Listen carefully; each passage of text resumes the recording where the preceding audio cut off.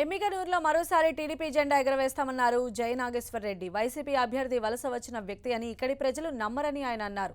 YCP ప్రభుత్వంలో ఎక్కడా కూడా అభివృద్ధి జరగలేదని విమర్శించారు. తాగు, సాగునీరు అందించడంలో పూర్తిగా విఫలమైందని ఆరోపించారు. ఎమ్మిగనూరు సమస్యలపై ప్రత్యేక కార్యాచరణతో ముందుకు వెళతానంటున్న జై నాగేశ్వర్ రెడ్డితో మా ప్రతినిధి ప్రసాద్ ఫేస్ టు ఫేస్. 2 నెలల పాటు Jai Nageshwar Reddy door to door తిరిగి క్యాంపెయిన్ నిర్వహిస్తున్నారు. మనతో జై నాగేశ్వర్ రెడ్డి ఉన్నారు. భారీ ఎత్తున ఇక్కడికి టీడీపీ శ్రేణులు కానీ వివిధ ప్రజా సంఘాల నుండి ప్రజలు పెద్ద ఎత్తున చేరినాడు. మనతో ఉన్నారు, ఆయనతో మాట్లాడే ప్రయత్నం చేద్దాం.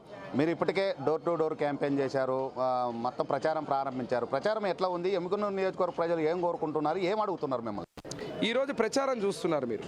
జగన్మోహన్ రెడ్డి చెప్పేటువంటి మాటలు, ఎన్ని అబద్ధాలు, ఎన్ని రకాలుగా చేసిన మోసాలన్నీ కూడా ప్రజలకు అర్థమైపోయింది. ఏ ఇంటికి పోయినా కూడా కేవలం నేను బటన్ నొక్కినా లక్షల రూపాయలు పడ్డాయని చెప్పి ఊకదంపుడు ఉపన్యాసాలు తప్ప ఏ వర్గానికి కూడా మంచి కానీ న్యాయం కానీ చేసిన పాపాన పోలేదు. ఇటు రైతులు చూస్తే నకిలీ విత్తనాలతో, కరువుతో, ఒక్క చుక్క నీరు రాక సాగునీటి ప్రాజెక్టులను చంపేసి మా ప్రాంత రైతులు ఉసురు పోసుకున్నాడు.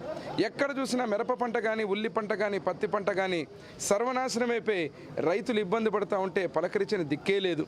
అదే రకంగా ఇంటింటికి ఏ ఊరికి పోయినా తాగడానికి నీళ్ళు ఒక చుక్క లేవు. గ్రామాల్లో ఎక్కడికి పోయినా కూడా ప్రతి ఒక్కరు అల్లాడిపోతున్నారు. ఈ వేసవి సమయంలో కూడా పశువులకు కూడా నీళ్లు తాగలేనటువంటి పరిస్థితి. మే 13వ తేదీ ప్రజలు నిర్ణయిస్తారు. ఎందుకంటే ఈ జగన్మోహన్ రెడ్డి గారు కేవలం డ్రామాలు చేయడంలో టక్కుటమారి విద్యలు ఉపయోగించడం సిద్ధాస్తులు. ఎక్కడైనా కానీ ప్రచార పర్వంలో మేము పోతున్నాం.